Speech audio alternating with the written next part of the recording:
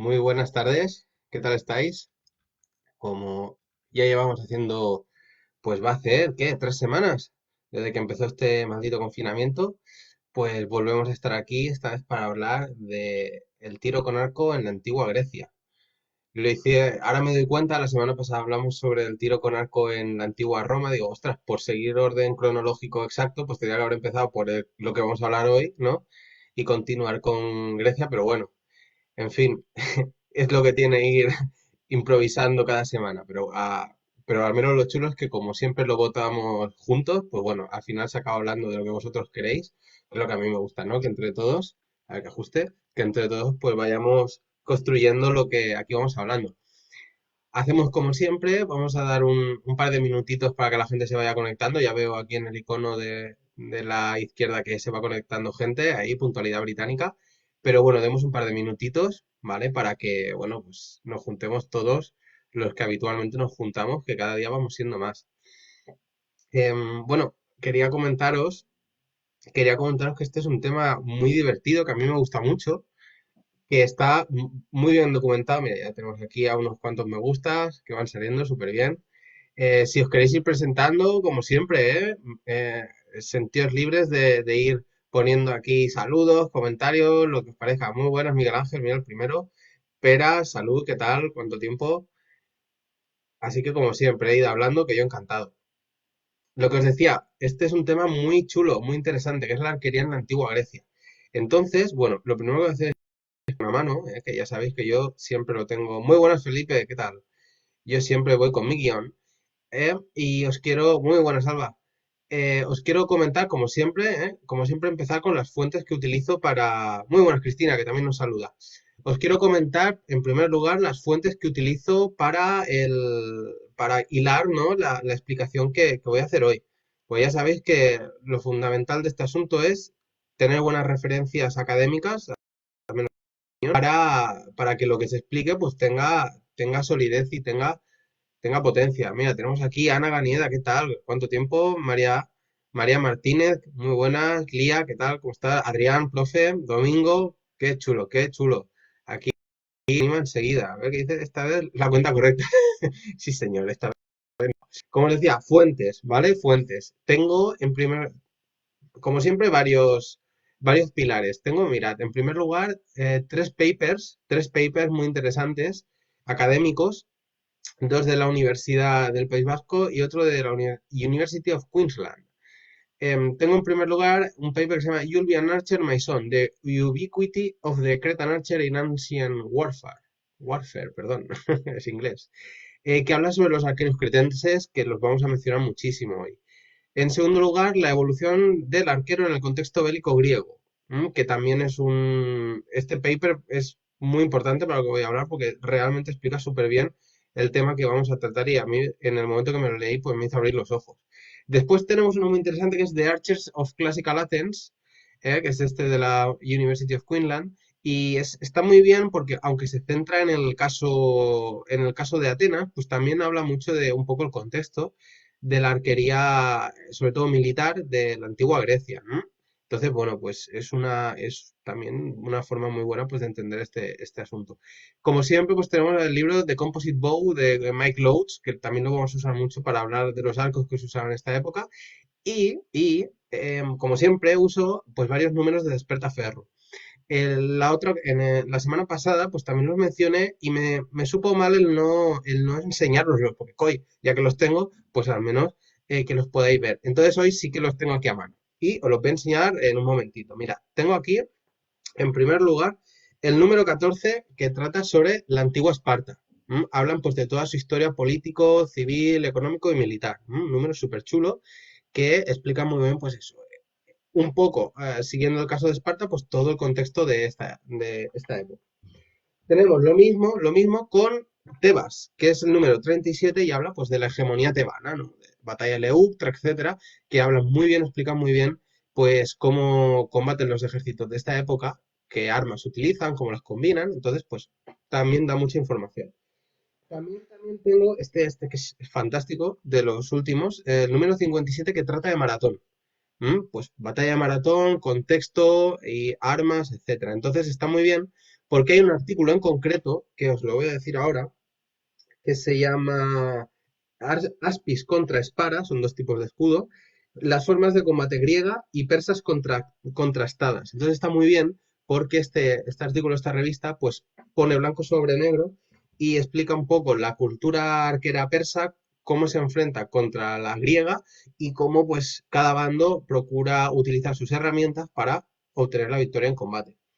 Esto para una de las partes que vamos a hablar, y después hablamos ya de la época macedonia, que está aquí el número 21, que habla pues de la época de Filipo, de cómo Macedonia consigue ser la potencia hegemónica en la Grecia continental, y después los números de Alejandro Magno. Pues aquí tenemos de Pela a Pisos, el número 27, perdón, a Pisos no, a Isos. Después el número 33, que va del asedio de Tiro al oasis de Siwa. Y después tenemos el número, a ver que no encuentre, 47, que trata sobre la batalla de Gaugamela, que es una verdadera barbaridad. Estos tres números, bueno, cuatro, nos aproximan a la forma de lucha de los ejércitos macedonios, de corte ya macedonio, en los que el arco, pues ya veremos que es muy importante y se utiliza, bueno, se utiliza C. Por tanto, estas son las fuentes principales que voy a utilizar para explicar lo que el tema de hoy, ¿no? Que es el tiro con arco en la antigua Grecia. Entonces, como siempre, mira, veo que se han conectado Jordi Pagés y Álvaro Martín, muy buenos caballeros. Como siempre, si tenéis cualquier duda, cuando termine esto, pues me enviáis un mensaje por privado y yo respondo, ya lo sabéis que estoy encantado de charlar con todos vosotros y vosotras. Antes de empezar, ya, bueno, habiendo explicado las fuentes que vamos a utilizar, os quiero comentar, veréis, la semana pasada os pedí que por favor no me hicierais preguntas porque me pierdo y tal. Pero después de darle vueltas digo, es que si aquí lo chulo es que hablemos entre todos, me sabe mal no dejar que preguntéis lo que queráis cuando queráis. Y el otro día lo hice por aquello de parecer más formal y tal, pero no os engaño si os confieso que me sentía un poco como aquí hablándole a la pared. A mí lo que me gusta es que me habléis. Entonces, esto es ensayo y error, ¿no? Entonces voy a hacer otro cambio de chip y, hey, si queréis preguntarme lo que queréis en cualquier momento, hacedlo porque es más divertido. Nos divertimos más y aunque yo me pierda un poco, pues oye, ya me reencontraré. Mira, nos saluda Mick, muy buenas. Desde Chile, muy buenas, ostras, qué lejos, un gustazo. Pues eso, lo que queráis preguntar, ¿vale? Cuando queráis, porque si no, esto es un monólogo y a mí no me gusta hacer monólogos así. A mí me gusta hacer monólogos, pues si me invitan en algún sitio, en algún teatro que haga monólogo, entonces sí, pero si no, aquí no. Así que nada, preguntad lo que queréis cuando queráis, porque si no, esto es un rollazo. Muy buenas, Julia. Julia, perdón. Así que empecemos con el tiro con arco en la antigua Grecia. Como siempre, os quiero comentar tres ideas que van a salir muy a menudo, ¿vale? Pero que las quiero explicar antes de comenzar y entrar en materia, porque bueno, si no las tenemos claras, quizá pues sea un poco más complicado entender el asunto que hoy que hoy vamos a tratar, ¿vale? Que son las siguientes. Uy, tenemos aquí a Miguel Ángel. Claro que sí, hombre, pregunta, es más dinámico, es que si no, ya digo, yo tenía la sensación que hablaba con una pared y no mola, ¿sabes? Uriol también nos saluda y Margaret Ríos, muy buenas desde Colombia, austrano, a la otra orilla del Atlántico, qué gustazo. Tres ideas, damas y caballeros. En primer lugar, por lo que he leído, por estas fuentes que os comento, el uso del arco es eminentemente militar. No he leído, no he leído yo, no quiero decir que esto no pueda ocurrir, pero yo no he leído que se usara en contexto de ocio o incluso de caza, ¿vale? En contexto de ocio quiero decir pues deportivo. No lo he leído. Que se usara o no se usara, no quiero yo mojarme en ese tema porque por las fuentes que os he presentado no dan a entender eso, dan a entender que es un arma eminentemente militar.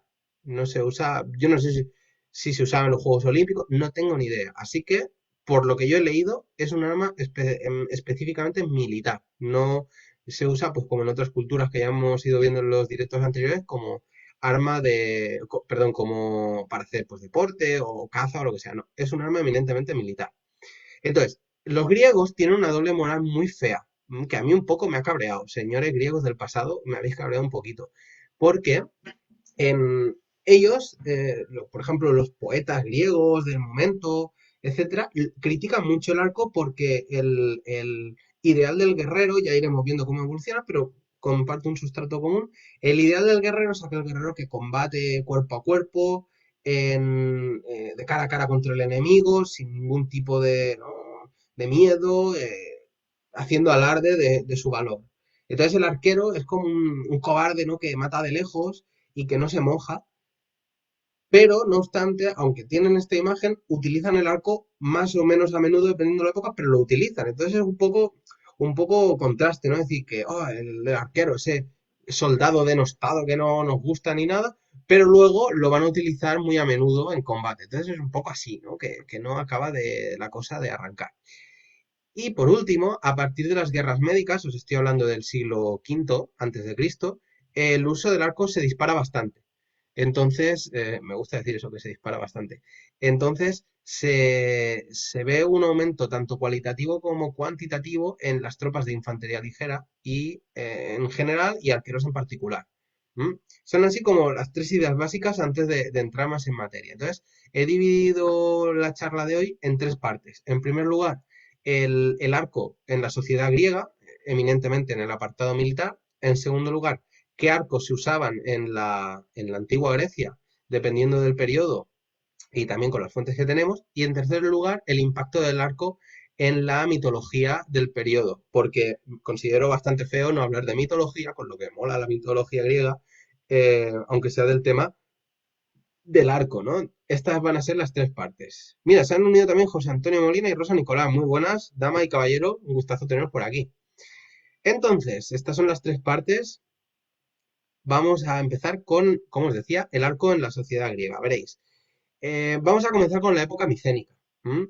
Desperta Ferru tiene me acabo de caer, una revista muy buena que habla sobre la guerra de Troya y de la época micénica. Y también, ostras, pues ahí hablan mucho de cómo se lucha en esa época, qué armas se utilizan y también tratan el tema del arco. Mira, no la he enseñado, la tengo en mi habitación a 2 pasos de aquí, pero bueno, también que lo sepáis, que es otro número muy interesante que lo tratan.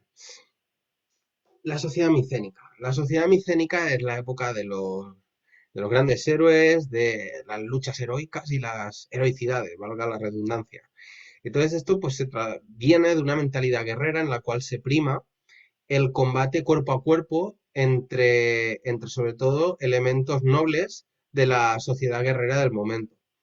Los conflictos, hay batallas, hay asedios, ¿no? Pues como es habitual en el periodo. También nos saluda César Lignum, muy buena César.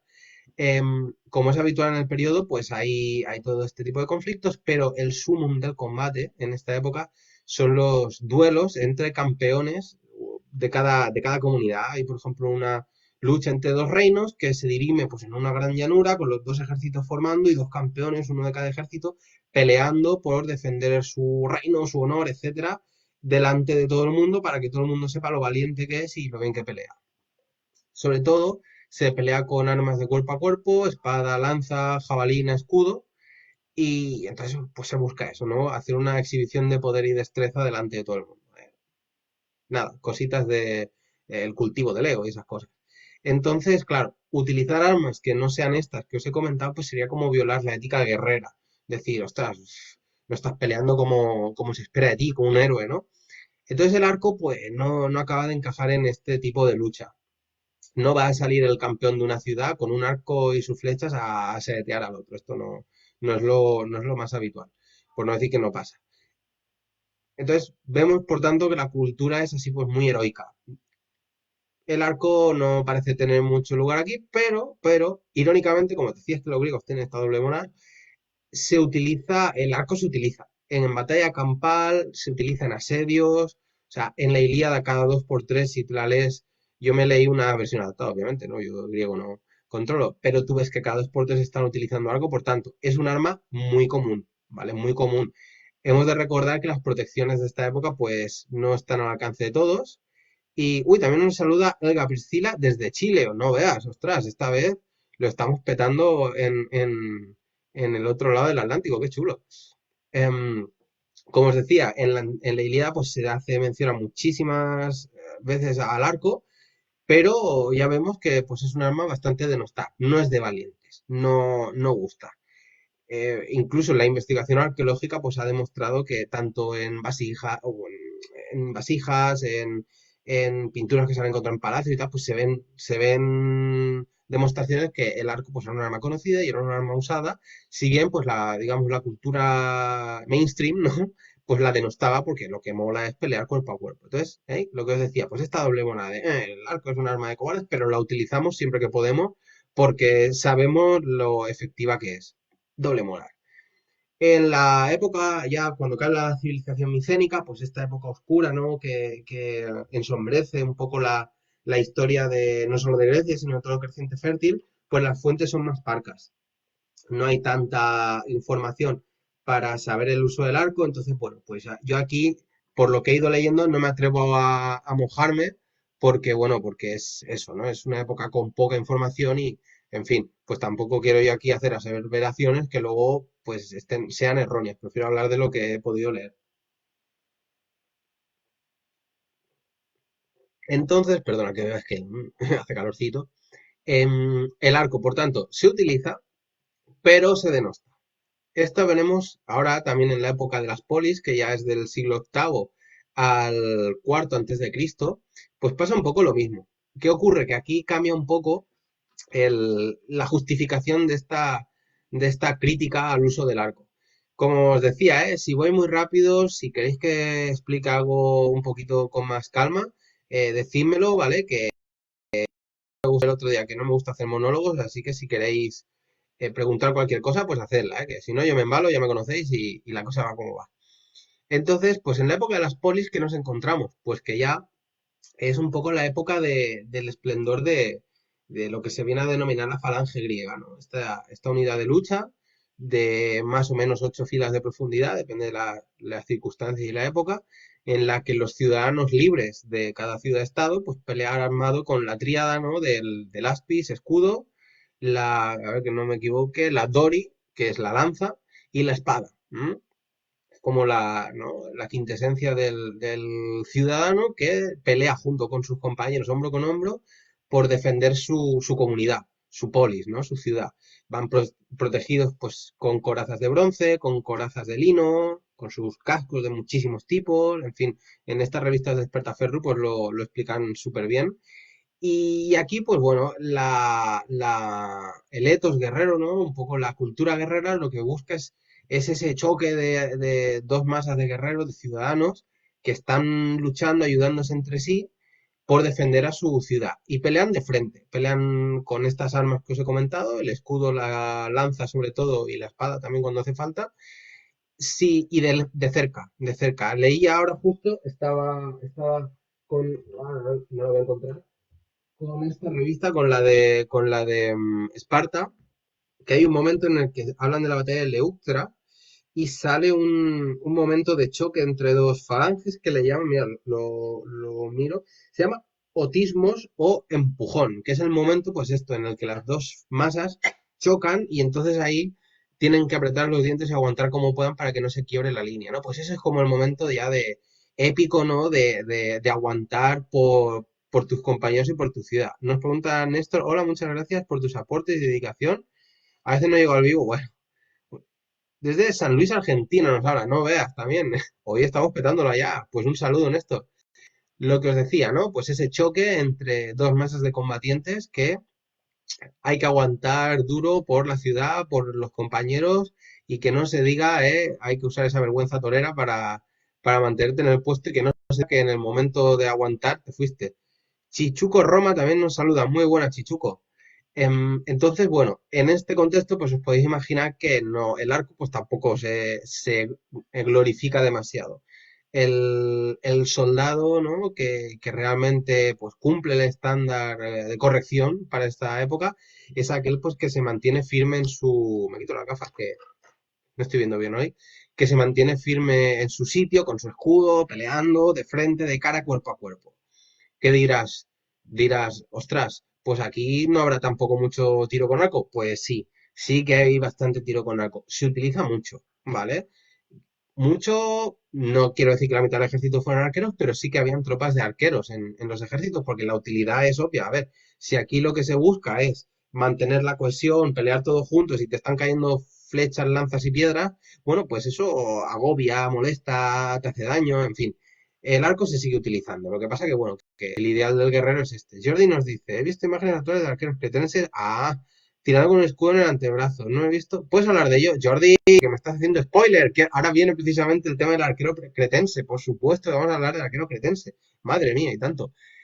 Porque precisamente en esta época, en la cual pues el arco se utiliza, pero bueno, es una arma bastante denostada, y las ciudades de estado griegas pues no tienen grandes contingentes, aunque los tienen, de arqueros, se tira mucho del mercenariado y especialmente del mercenariado cretense, de esos arqueros cretenses famosísimos que se utilizan en este periodo y en periodos posteriores. Entonces, antes de entrar en el tema de los cretenses, que son los mercenarios por excelencia, decir que normalmente los arqueros y la infantería ligera en general, pues forman parte de las clases más pobres de las ciudades-estado. Porque el rico se paga una buena panoplia, palabra griega, por cierto, y el que no tiene tanto dinero, pues bueno, pues si no me puedo comprar pues un escudo, una coraza, bueno, un casco, perdón, un escudo, una buena coraza, etcétera, pues bueno, me compro unas cuantas jabalinas, me compro un arco, en fin, lo que pueda por aportar para mi polis. Entonces, bueno, pues tenemos estos estratos más humildes que ponen lo que pueden y para reforzar estas tropas pues darle la potencia que necesitan en combate, se contratan pues estos arqueros mercenarios cretenses, ¿eh? Entonces, a ver, que no quiero. Que es que ya sabéis que yo tengo guión y no quiero dejarme nada. Vale, entonces sí, cretenses. Era tradicional en esta época, en esta isla, en la isla de Creta, que se entrenaran a muchos arqueros. Era muy, muy habitual. Era como una tradición local. Según lo que yo he leído, esto viene por el hecho de que la orografía de Creta hace bastante difícil pues que puedan desplegar cómodamente ejércitos de falange. Aparte, pues que no es una isla lo suficientemente rica como para tener un sustrato de población que se pueda permitir, pues el tener estas panoplias tan caras, ¿no?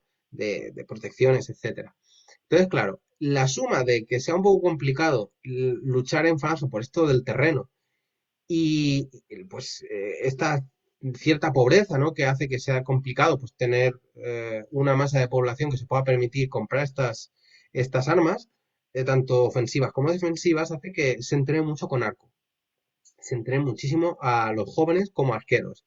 Entonces, estos chicos se organizan en compañías que pues son reclutadas por estas ciudades-estado que no tienen tanto arqueros y como los cretenses tienen fama, pues ¿no? Se junta el hambre con las ganas de comer, ¿no? Esta ciudad pues tiene una buena cantidad de arqueros y los vende al mejor postor. Pues bueno, sí, son muy habituales en los campos de batalla de la Grecia de esta época. Entonces, bueno, como decía Jordi, compañero, muy buen compañero arquero, esta gente pues luchaba con un pequeño escudo aquí en el brazo, ¿no? Que sujeta el arco y con un sombrero que se llama tasos, según lo que he leído, el tasos, se escribe con tasos, que, bueno, obviamente pues ayuda mucho para cubrirte del sol, ¿no? No hay nada peor cuando estás disparando que tener el sol de frente.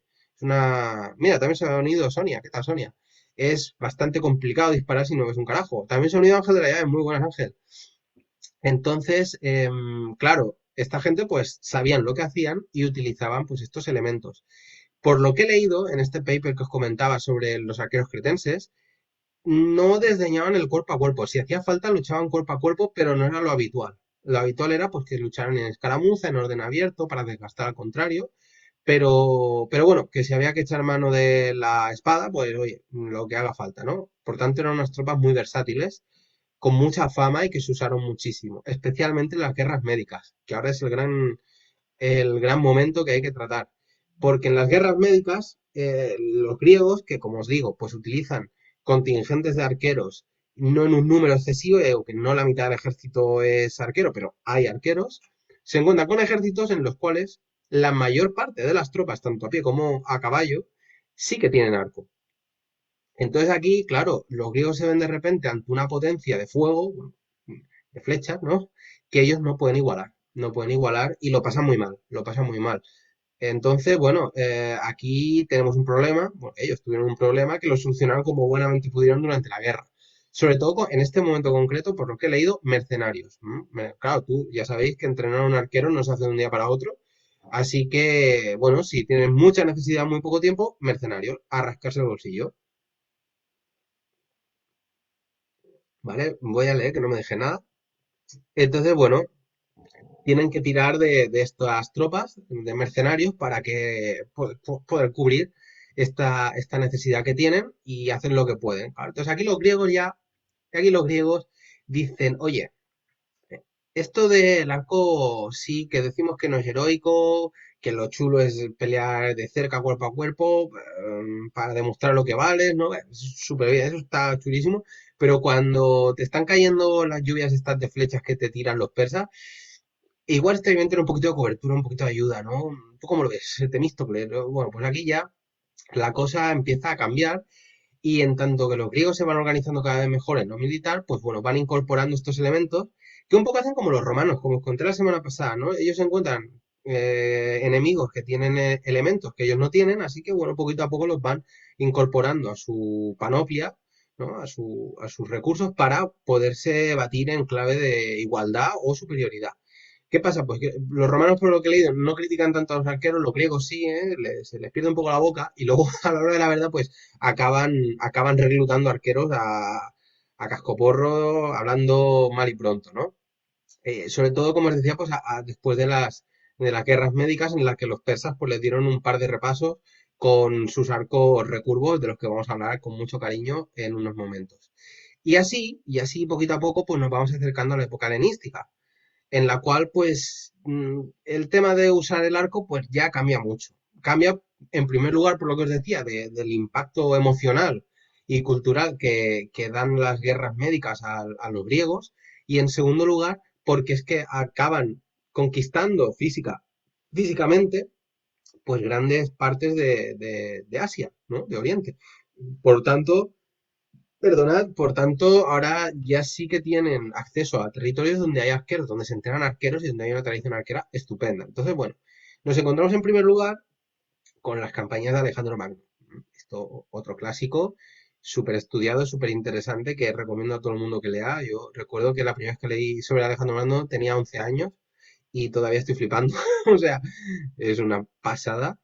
Claro, pues este caballero, al conquistar pues, el imperio persa, por supuesto, pues aparte de combatir en mil y una ocasiones contra arqueros persas, pues ahora, una vez ya asentado en el trono, al menos el poquito tiempo en el que estuvo, pues ya podía reclutar a un montón de arqueros a pie y a caballo. No será él el que más los utiliza, aunque bueno, en sus campañas, por aquello de tener muchas bajas, los va incorporando, ¿no? Dice Antonio María, a todos los ejércitos les pasa lo mismo y llegan a la misma conclusión. Exacto, es que si eres un poco inteligente, pues te adaptas, ¿no? Como os decía, pues no solamente él recluta estos guerreros para sus campañas, pues ya cuando ya ha conquistado gran parte del imperio persa, pues para irse a la India, para irse a todo Oriente, todas esas aventuras que vivió o desventuras que vivió en esas latitudes, sino que sus sucesores, los llamados diádocos, que también Desperta Ferro tiene una muy buena revista sobre eso, estos son los que realmente dediquen tiempo a unir la tradición de combate macedonia con la oriental persa y todas estas tribus con las que tienen relación.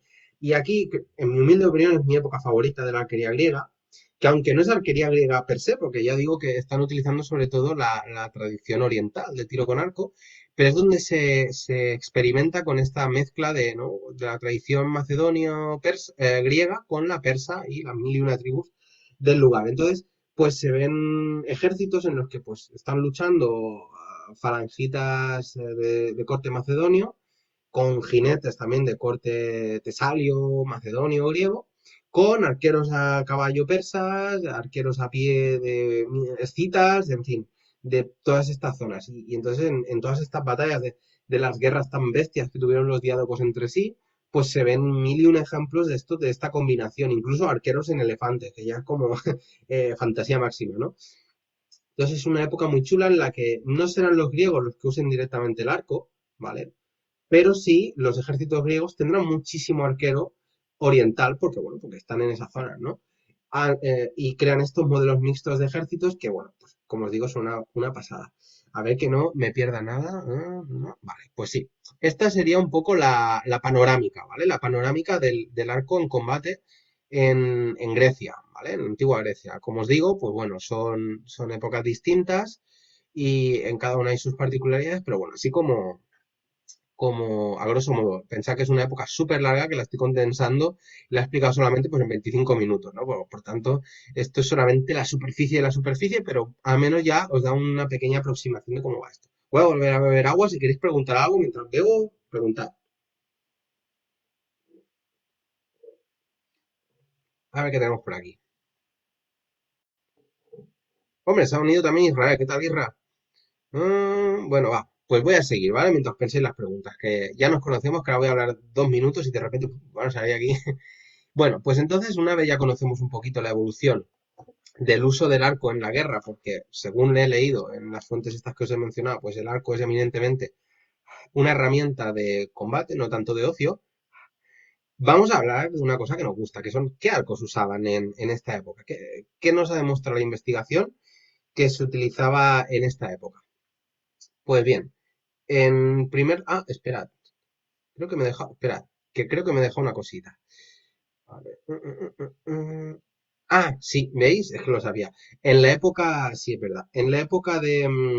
perdona, de que vuelva atrás, que no me quiero dejar nada. En la época tras las guerras médicas y durante las guerras médicas destaca mucho el uso del arco en la batalla naval. ¿Vale? En la batalla naval. Las primeras grandes batallas navales que tienen que luchar los griegos son contra los persas, que como os decía, pues tienen muchísimos arqueros, y es aquí donde se empieza a experimentar con un uso más grande del arco, ¿vale? En la guerra naval. Imaginaos la importancia, ¿no? Entonces, bueno, un detallito, que sabía yo que me iba, algo me dejaba, eh, pero bueno, que lo tengáis en cuenta, ¿no? Que el arco pues se empezó a utilizar mucho en la guerra naval en esta época, guerras médicas y posterior, ¿eh? Perdona que me la haya dejado, que son muchos datos. Mira, Israel dice que está desde el curro. Muy bien, Isra, que vaya muy bien. Y un aplauso, que este chaval está trabajando en el sector sanitario, entonces con la que está cayendo, pues me quito el sombrero por el trabajo que tú y tus compañeros y compañeras estáis haciendo. Entonces lo que os decía, después de este detalle, y viendo que no hay más preguntas, qué raro, esto es muy raro que no preguntéis, vamos a hablar de qué arcos se utilizaban. Entonces, según las fuentes, yo distingo tres arcos así, tres grandes tipos. El primero es el arco cretense. Es un caso muy complicado, ¿vale? Es un caso muy complicado porque, como dicen los ingleses, ¿no? As far as I'm concerned, por lo que yo he leído, por las fuentes que yo he ido estudiando, no tengo claro si hay un modelo concreto de arco cretense. Igual que tenemos, yo que sé, el arco mongol, tenemos el arco, qué sé yo, el arco japonés, el arco butanés, el arco de mil sitios, el arco persa, pues sabemos que en Creta, que no es una gran tradición arquera, pero desconocemos si hay un modelo de arco, o yo al menos desconozco si hay un modelo de arco concreto cretense. Entonces, aquí se puede abrir debate, porque, bueno, viendo el largo recorrido de la tradición arquera cretense, se puede inferir, digo inferir, esto son hipótesis mías, yo no, estos son, como dicen en mi barrio, paranoias mías, yo no sé si esto es así o no, pero podemos inferir que podría tratarse, como es una tradición arquera tan larga en el tiempo, se podría haber comenzado usando arcos compuestos de tipo triangular, como los famosos arcos egipcios o asirios, porque al final la isla de Creta no está nada lejos de las zonas donde se utiliza. De hecho, tuvieron contacto con los asirios. Así que, bueno, no sería descabellado pensar que esta gente de gran tradición arquera, pues utilizara los arcos dominantes en el periodo. Pues, por ejemplo, este arco que os digo, compuesto triangular, y con el paso del tiempo se pasa del arco triangular al arco compuesto recurvo, y los cretenses, pues por osmosis, ¿no? No, por copiar al contexto del momento, pues también adopten ese arco. Por tanto, no haya tanto un arco cretense, que diga ese el arco de ahí, sino que los cretenses, que son muy buenos arqueros, utilizan los arcos un poco de moda, más usados en cada momento, ¿vale? Esto no quita que igual sí que vea un modelo cretense o que coexistiera el triangular con el recurvo con el simple, incluso es que no lo sé, ¿vale? No lo sé.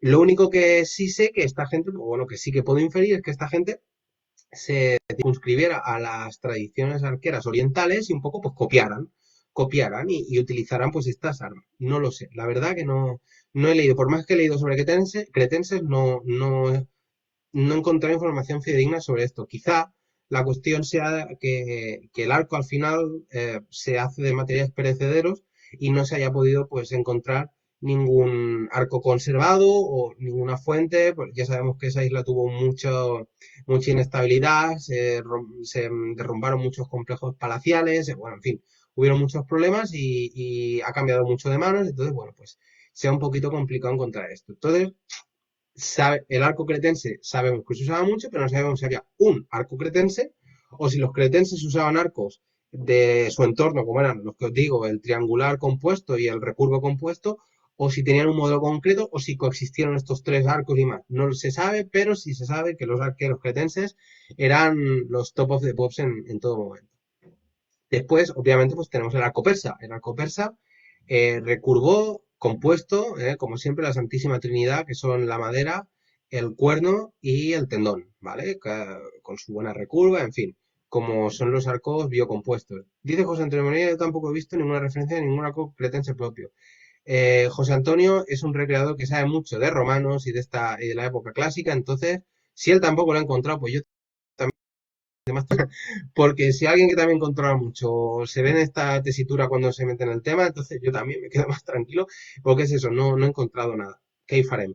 Sí que he visto, pues bueno, en revistas, etcétera, pues que los representan con arcos así de corte asiático, pero claro, al final no sé si eso es imaginación del dibujante o no lo sé.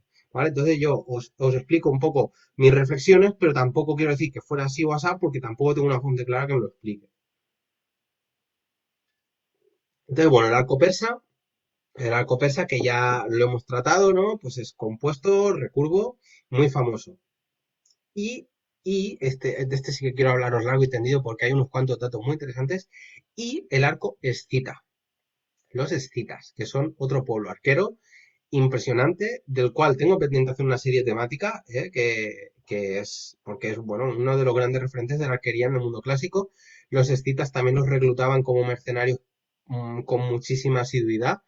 De hecho, en las guerras médicas, pues los escitas pues pusieron, que eran por cierto enemigos acérrimos de los persas, pues hicieron su buena aportación a las ciudades griegas en calidad de arqueros, porque ya digo que tenían una tradición arquera cojonuda. Esta gente pues también hacían arcos compuestos, biocompuestos, recurvos, ¿vale? Con una forma súper característica que está muy representada en la cerámica griega a tanto el arco persa como también el escita, ¿vale? Era un arma muy conocida por los griegos. Y entonces, bueno, se considera que el arco escita es de los primeros ejemplos de arco compuesto recurvo de la historia. Entonces, es similar al arco persa, ¿vale? Por eso de que es recurvo y compuesto, si bien la forma del arco escita pues, es mucho más curvada, más pronunciada y es muy característica. Es un arco que hoy en día se vende mucho, ¿vale? Tiene, bueno, yo, muchos fabricantes y vendedores de arcos que conozco tienen arcos de citas, pero también os digo que si tú ves un arco escita y original y ver lo que te venden, pues muchas veces te venden gato por liebre. Yo siempre lo digo. Con estas cosas venden mucho gato por liebre y en el caso escita, pues es un poco más sencillo de tener referencias buenas. ¿Por qué? Ahora viene la parte interesante. Porque, según Mike Lowe, como decía su libro de Composite Bow, en el cementerio de Yangai, en la ciudad de Xinjiang, en China, se han encontrado varios arcos de unos 3.000 años de antigüedad. Se encontraron pues en la década pasada, ¿vale? A inicios del siglo XXI, se han encontrado, como os decía, pues varios arcos biocompuestos muy bien conservados. Entonces, bueno, de hecho, hay un modelo concreto que está casi entero, o sea, como el arco de Otzi, súper bien, ¿vale?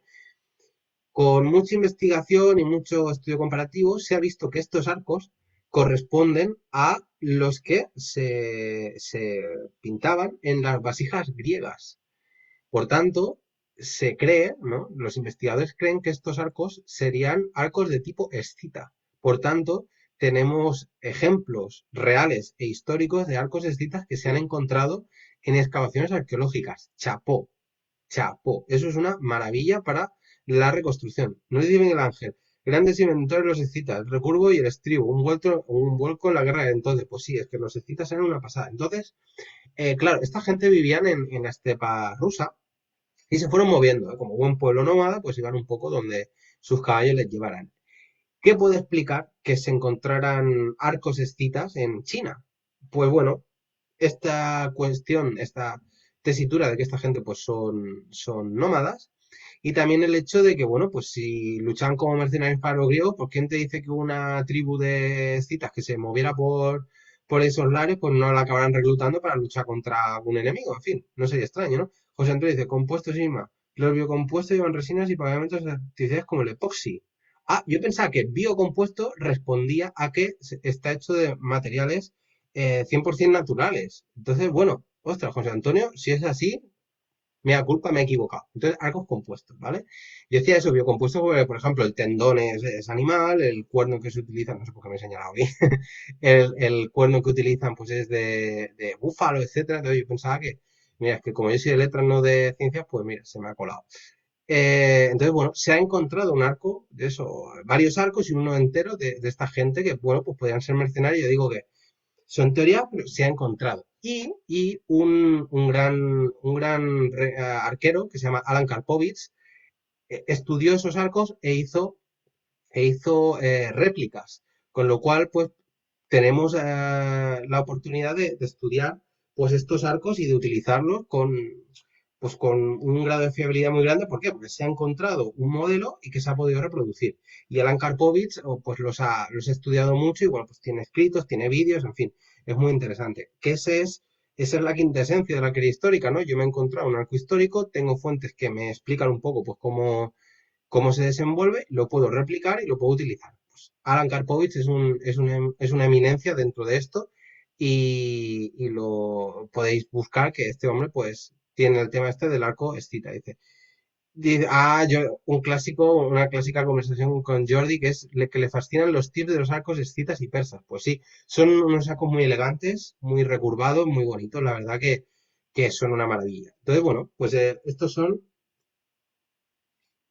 según las fuentes que tengo, los tres arcos más utilizados por los griegos. Ya digo que una vez más, como les pasó a los romanos, como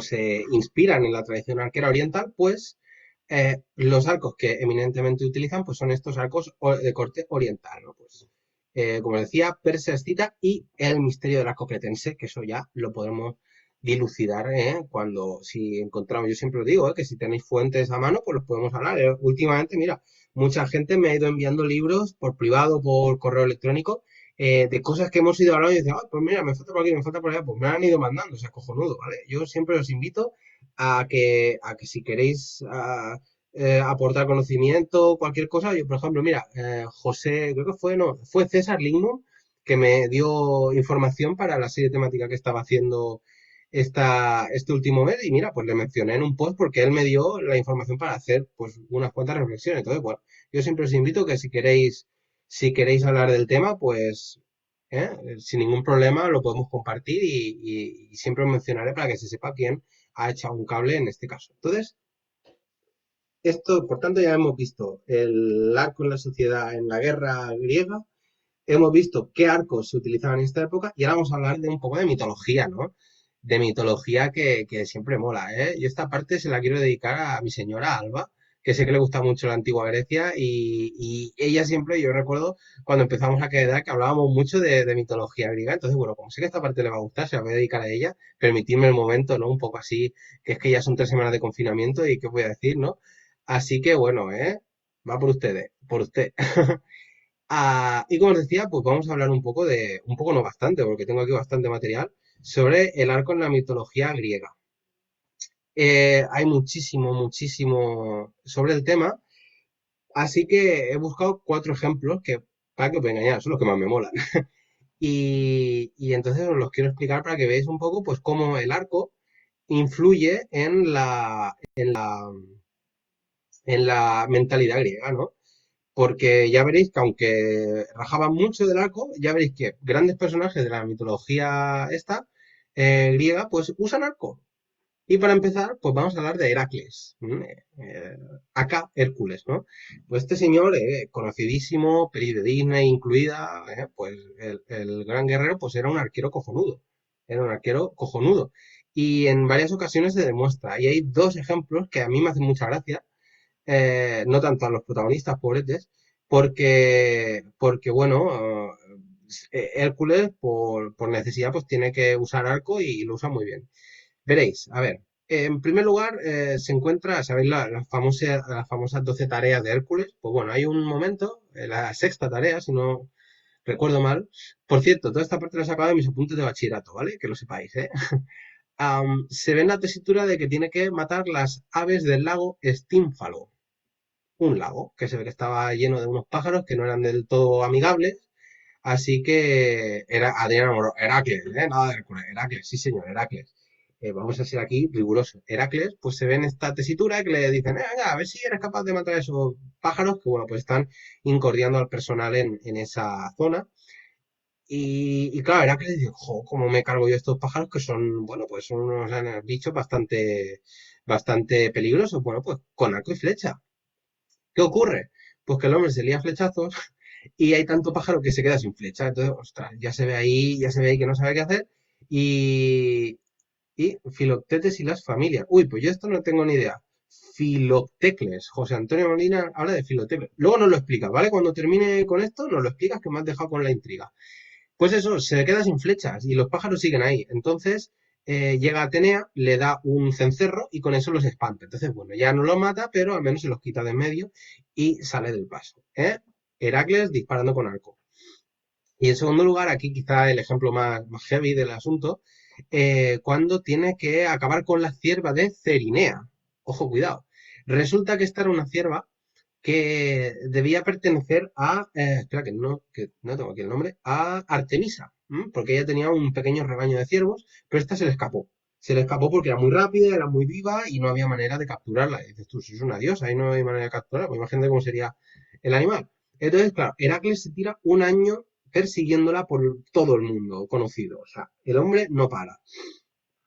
Y hasta que llega un momento en el que por un golpe de suerte, en la cierva esta se para a beber agua. Y Heracles dice, Tate, ya lo tengo aquí y el momento ideal. Entonces coge su arco y le pega un flechazo que le atraviesa las dos patas. Entonces la inmoviliza.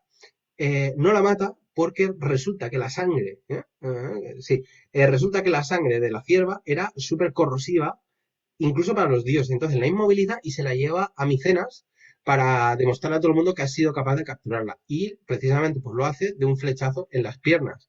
Una práctica que no os recomiendo que hagáis, pero que bueno, que demuestra que hoy Heracles, que es uno de los grandes iconos de la mentalidad, incluso la mentalidad guerrera griega, pues tira con arco. Fijaos en la cosa.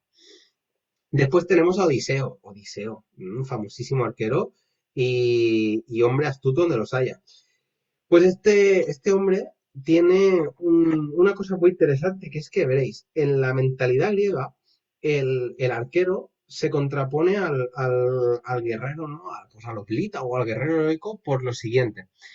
El guerrero que lucha cuerpo a cuerpo, pues es valiente, es noble, pelea de frente, siempre haciendo exhibición de su valor.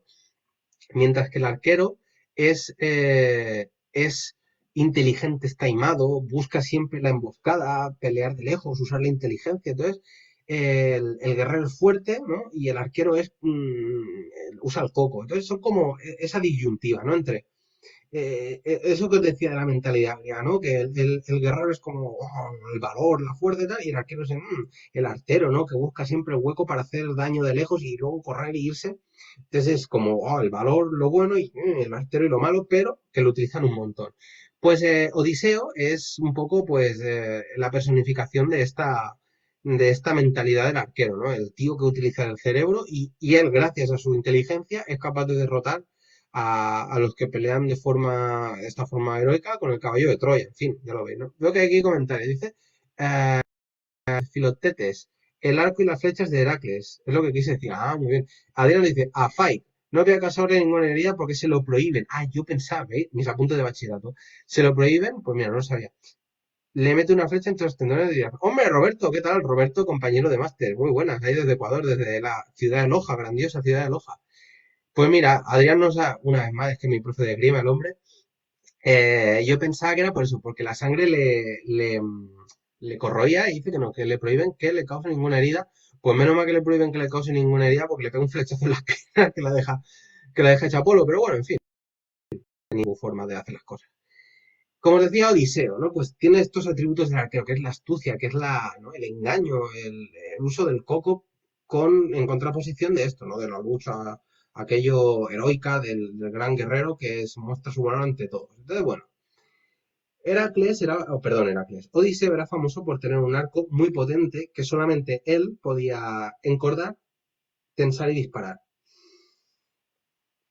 Se va a la guerra, tiene todo el problema para volver a su casa, en fin, ya lo sabéis. Y también sabéis, pues, que su mujer, Penélope, de repente se encuentra con que tiene a una pléyade de pretendientes, porque dice, bueno, ya te has quedado viuda porque tu marido hace como 15 años, 20 que se ha ido a la guerra, pues bueno, ya sabemos que no va a volver, cásate conmigo.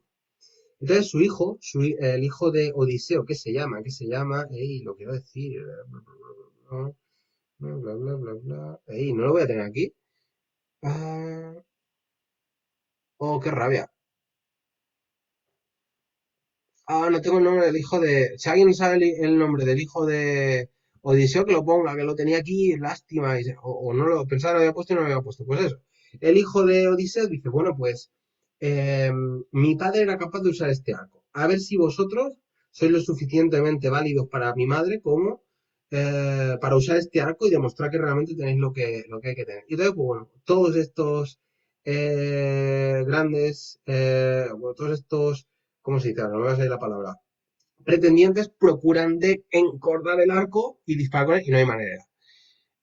Dice aquí José Antonio, cuando Heracles agonizaba, le pidió a su hijo Hilo que lo llevara a la elevación más alta del monte Eta, en Traquis, donde su ejército debía formar una pira de troncos y ramas para que Heracles fuera allí quemado. La pira fue formada, Heracles se acostó en ella, pero nadie del ejército se atrevió a incendiarla. Solo Filotetes, hijo de Peante, un pastor eolio que pasaba por ahí, lo hizo. En agradecimiento, Heracles regaló a Filotetes su arco, flecha y aljaba. Pero a Heracles le pidió a Filotetes no decirle nunca a nadie el lugar donde había muerto y Filotetes juró no hacerlo. Sin embargo, tiempo después, acosado por las preguntas al respecto, si bien no lo comunicó con palabras, golpeó activamente la cima del monte, Eta con un pie, lo que se debe interpretar como que rompió su promesa. Vaya. ¿No era Telémaco? Pues no lo sé, es que no me acuerdo. Telémaco, veo muchos Telémacos, pues Telémaco, pues ha hablado aquí la audiencia, Telémaco, el hijo de Odiseo, te dice eso. ¿No quieres tú casarte con mi madre? Pues venga, a ver si montas el arco de mi padre y dispara. Entonces, bueno, lo intentan todos los pretendientes de montar y no hay manera, no hay manera, no hay manera. Entonces, ya los pretendientes, que casi todos son nobles, ¿no? Dicen, pues ya está, se acabó, para nadie. Si nadie lo puede montar, pues para nadie. Y Penélope dice, ojo, aquí hay un mendigo que no. ¿Quién era el mendigo? Oh, qué casualidad. Era Odiseo. Odiseo que encordó el arco y paró. Y resulta, es que esto es fantástico, que habían colocado una hilera de hachas, ¿vale? Y esas hachas pues tenían un agujero en una parte de su cuerpo, ¿no? Por el cual Odiseo hizo pasar la flecha por la fila de las 12 hachas, ¿eh? Que es, cualquiera de los que no veis que tiene con algo, pues eso es rutina, ¿eh? Yo también hago eso, vamos, yo me levanto los domingos, voy a campo de tiro y me pongo eso, pues 12 hachas y le pego, ¿sabéis?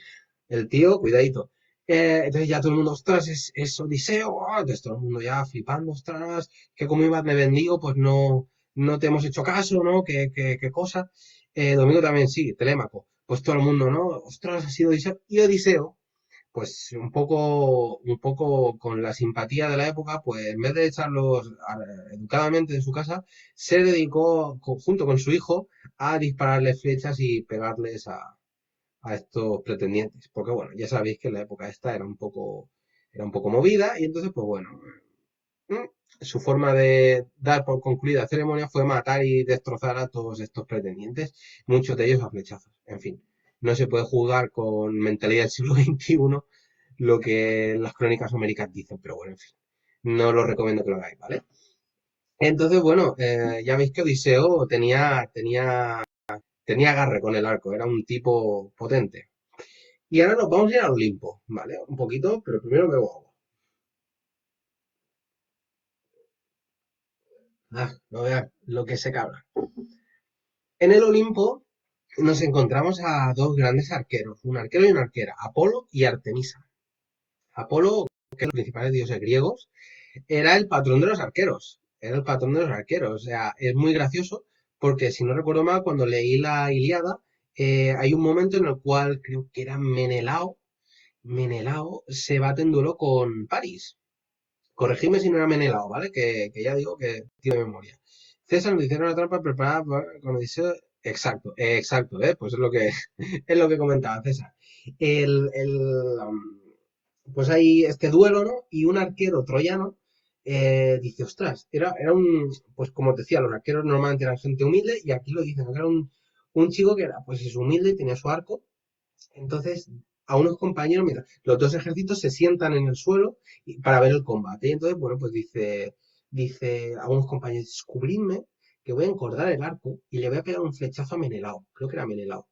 Y entonces, claro, si yo mato a Menelao, que es uno de los grandes capitostes del ejército griego, ¡guau! Me voy a hacer famoso y voy a ser el amo.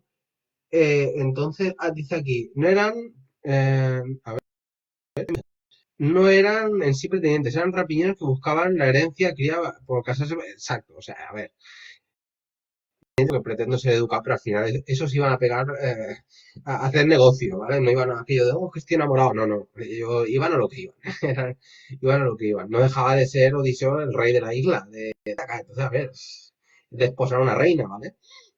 Los tíos sabían a dónde iban. Dice Rosa, dice, confirmo que es Telemaco. Entonces, bien, bien, Telemaco. En este duelo, el arquero dice, si yo mato a Menelao, me voy a hacer famoso. Porque he matado a uno de los grandes capitostes, igual hasta se acaba la guerra. Entonces le pega un flechazo, pero las flechas no pasan las protecciones que tiene. Entonces, ¡guau! El cobarde este que me ha querido matar de un flechazo por la espalda, un poco, ¿no? Esta mentalidad del arquero. Pues ya está, si los troyanos no respetan los pactos, pues entonces nada, no hay cuartel. Y bueno, pues en fin, por ese flechazo la guerra se recrudece. Pero lo interesante es que en el momento en que está encordando el arco y preparándose para disparar, este tío le reza a Apolo, como diciendo, Apolo, por favor, haz que tenga puntería y que tenga buen... Porque, como os decía, pues Apolo es el patrón de los arqueros. Y Apolo pues interfiere, o sea, sale mucho, tiene muchísimas aventuras con su arco, y en la Ilíada hay una que me hace especial gracia, que no por divertida por sus protagonistas, pero sí por un poco potente, que resulta que Crises es uno de los sacerdotes que aparecen joder, no me va a salir, en la Ilíada, ¿no? Creo que era un sacerdote troyano.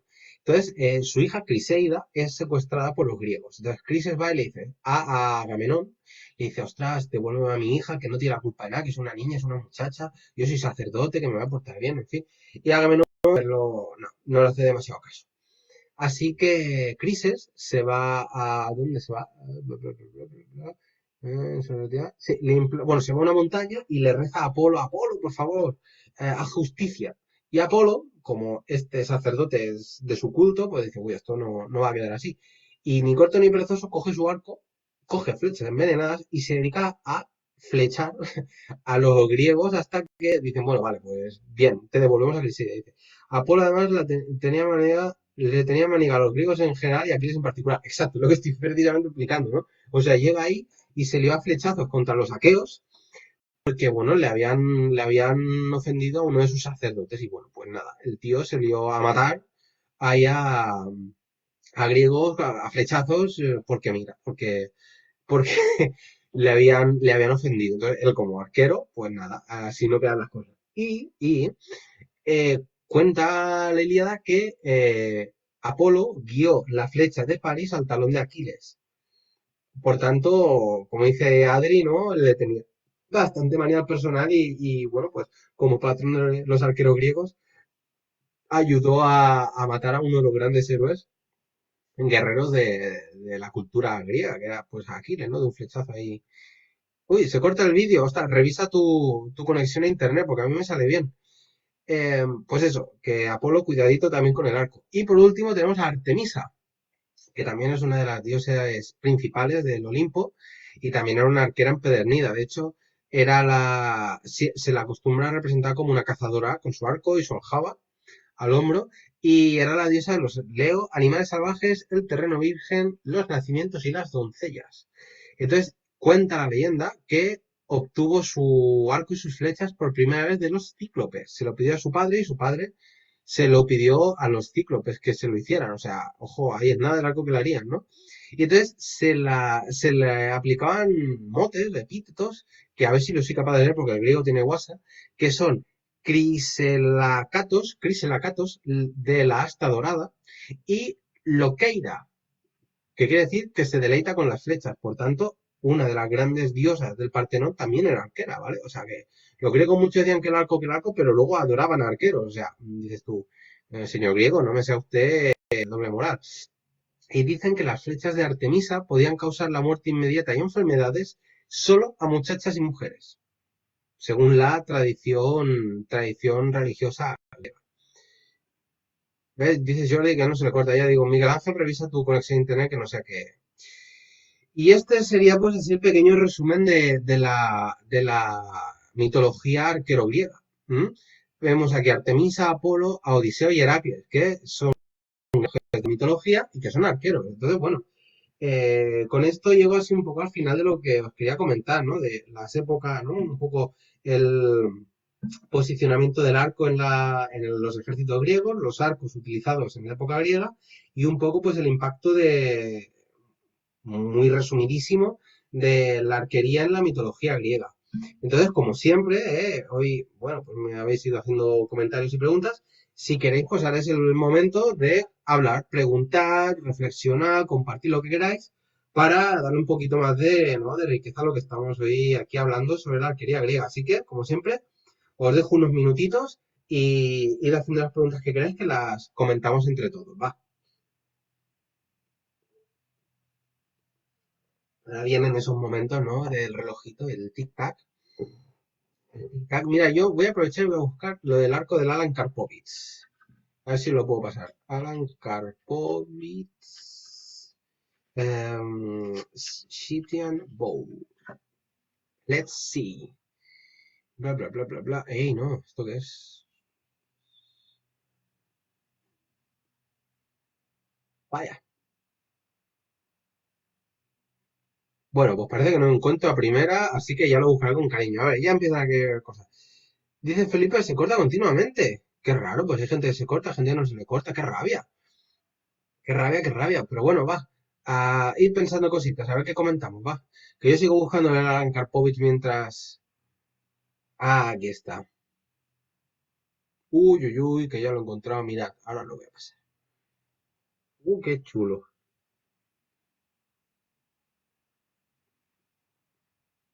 Uy, qué chulo. Bueno, a ver, van habiendo preguntas por aquí. No me lo puedo creer que después de 1 hora y 3 minutos hablando no hayan preguntas. Con lo que os gusta siempre preguntar. No puede, esto no es normal. Venga, familia. Bueno, entiendo que estéis aplaudiendo, que son las 8, como siempre, que siempre me coge aquí la hora del aplauso. Como siempre, solidaridad a los que están en primera fila, los y las valientes que están ahí dándolo todo en estas semanas tan asquerosas de maldito coronavirus. Espero que estéis todos bien y vuestras familias, de verdad. Qué barbaridad nos está tocando vivir. La historia ya nos ha enseñado que esto pasa demasiado a menudo. Lo que pasa que nunca es agradable, por muchos medios que tengamos, de vernos en estas circunstancias y espero que lo esté llevando bien. Yo ya me estoy volviendo un poco loco de tantos días aquí encerrado, pero bueno, por suerte puedo hacer teletrabajo y toda mi gente está bien, así que en fin. Pero bueno, que os deseo lo mejor a todos y todos vosotros y vosotras. A ver, dice Miguel Ángel, en la parte de mitología he echado en falta que hablas de los centauros. ¡Guau! Los centauros, es verdad. Ya digo que yo no soy especialista en este tema de la mitología, pero es verdad, los centauros. Si hasta en Harry Potter, Alba, atenta, hasta en Harry Potter salen como arqueros, pues sí. Sí, sí, los centauros también tenían fama de arqueros. Yo no sé mucho del tema, así que Miguel Ángel, si tú sabes del tema, explícalo aquí en comentarios y lo leo, porque yo de esto no tengo mucha idea. Uy, lo que acabo de... Madre mía. ¿Qué tenemos que preguntar? Va, familia, que no puede ser que sean tengáis preguntas. A ver, yo os espero, yo estoy aquí leyendo mis cosas, así que vosotros id pensando, que no me lo puedo creer. Mira, aquí. Ah, dice que sí que se corta. Mm.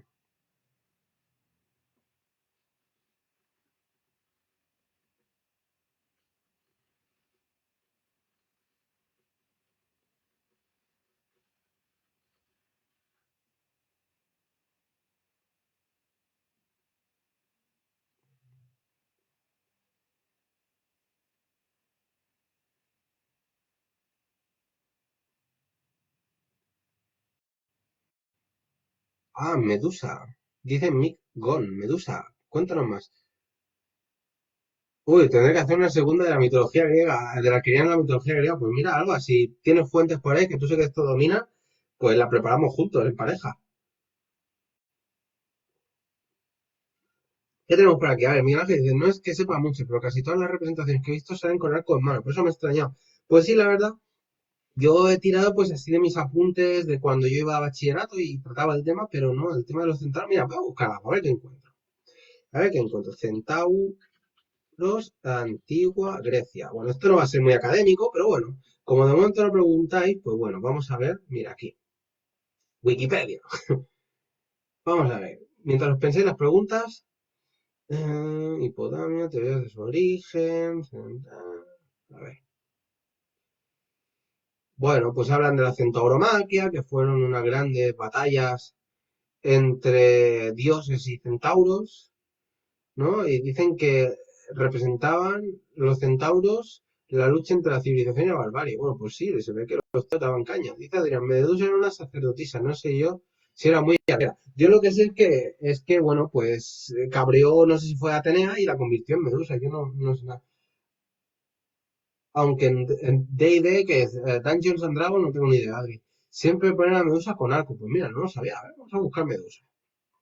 Los que sepáis de mitología, os invoco, que yo sé de arquería, no de mitología. Así que vamos a ver. Medusa. A ver. Bueno, pero lo que estoy leyendo no habla mucho de arco, no sé. La verdad, los que sepáis del asunto, que lo pongáis, pues yo no tengo ni idea. No me lo puedo creer que estamos aquí 30 conectados y no haya preguntas. Es increíble. O he mejorado tanto en mi explicación, cosa que dudo, que ya la gente lo pilla a la primera o no, o da pereza. ¿Qué os pasa, hijo mío, de mi alma y de mi corazón?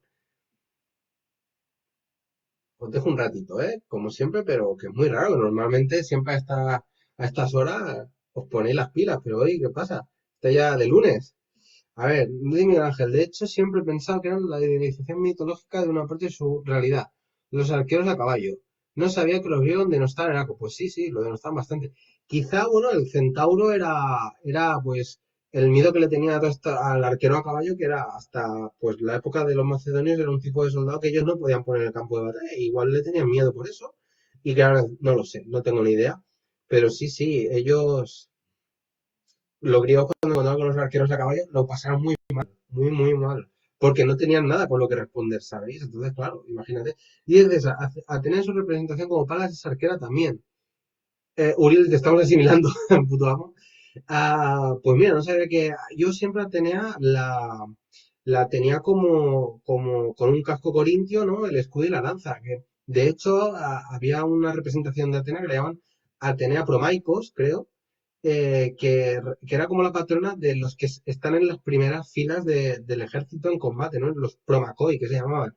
Y eran pues esos los que seguramente pringaban porque estaban primera, segunda, tercera y cuarta fila, que normalmente eran las que más daños recibían.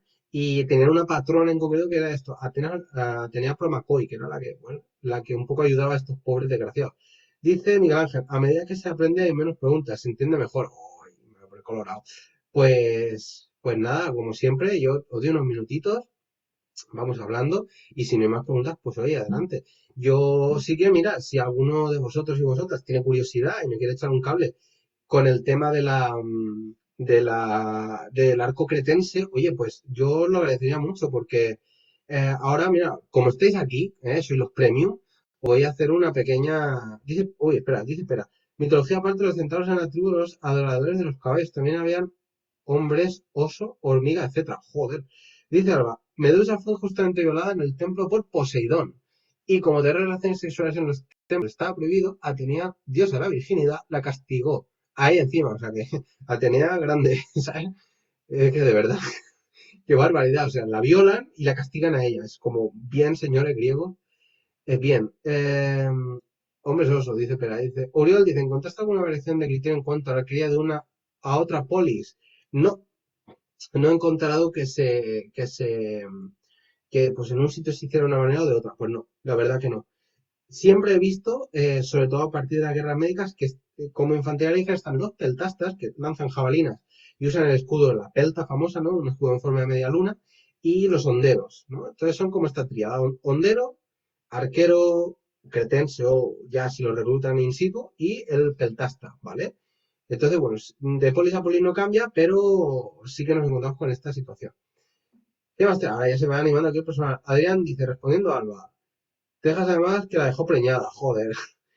Dice César que buscaremos sobre los arqueros cretenses. Pues os lo agradezco porque es un tema muy interesante y si encontramos información entre todos, pues hago una serie, os cito siempre pues a quienes me ayudáis, para que todo el mundo sepa, pues quién se moje y quién no, que esto al final son echarle horas y aprendemos todos. Dice Adrián, es que es una chica guapa, pero en la antigua Grecia era peligroso. Por desgracia sí. Por desgracia sí, era muy machista esta gente y en fin, no lo lleva muy bien este tema. Lo que os decía, como estáis aquí y sois aquí los VIP de los VIP, pues os voy a comentar una primicia. Esta semana que entra, mañana, voy a terminar la serie histórica sobre el nacimiento de la arquería moderna, ¿vale? Que llevo ya pues, mes y pico hablando sobre el tema, ¿eh? Y veo que os está gustando mucho porque estoy viendo mucho alcance, muchos compartidos, muchos me gustas, comentarios, en fin. Creo que está gustando y espero que sea así.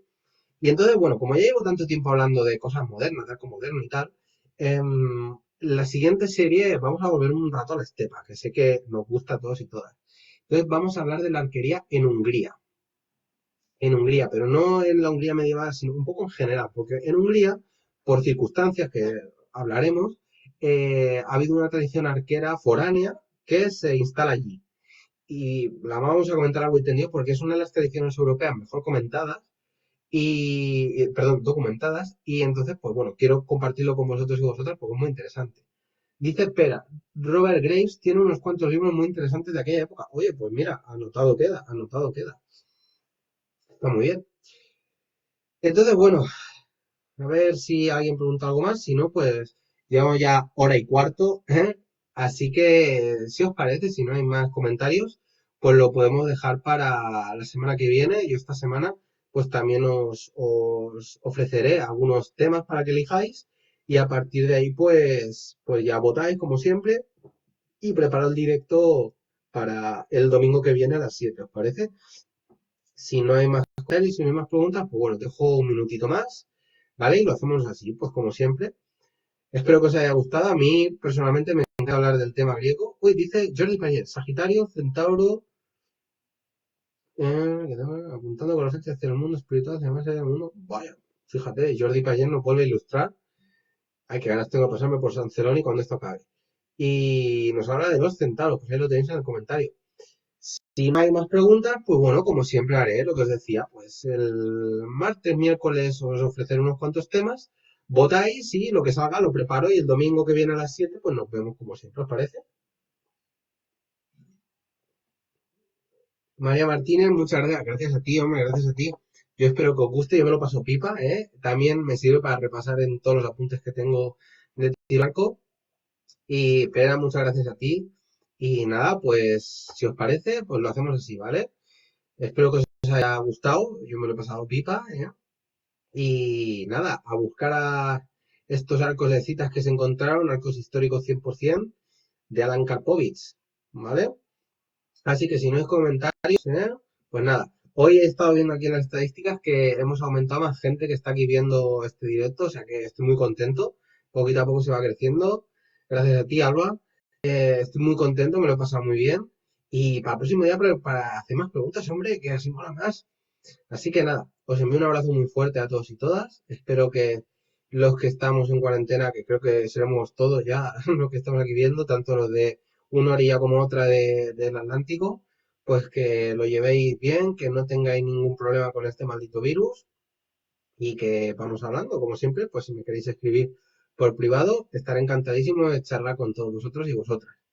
Un abrazote muy grande, vuelvo a mirar que no haya nada más y nada.